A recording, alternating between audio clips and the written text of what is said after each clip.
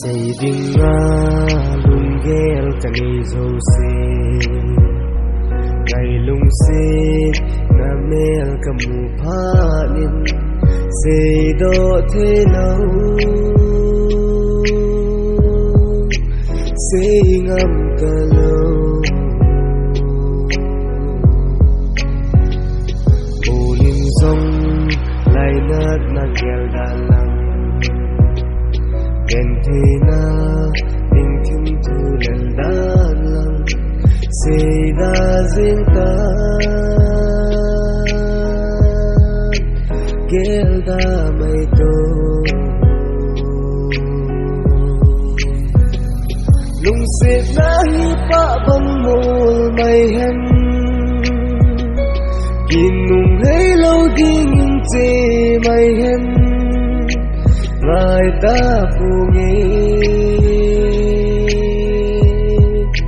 Nên tha riêng ta Hàm dòng phát nâng lệ mây tàn tê Ây nì lũng mô duy dòng hi phôn tê Nên tha riêng ta Nên ta Hạt tim mel mu kanong nghe In la gol na mel kamu zite Him nung bangin Ka thu lal zi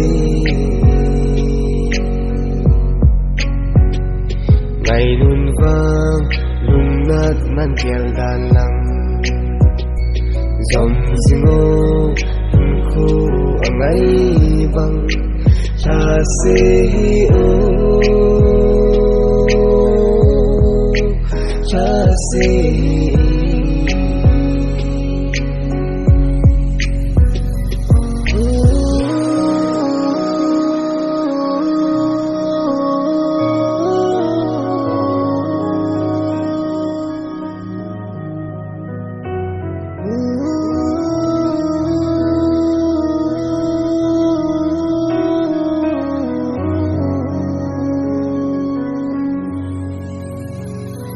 Nung se na hi pa bang mol mai hen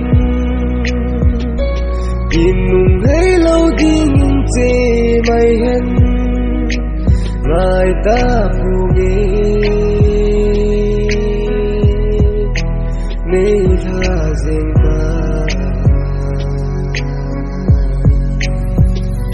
Hàm dòng phát nâng lệ mây tàn tê Ây nì lũng mô di dòng hi phôn tê Nên tha riêng ta Nên ta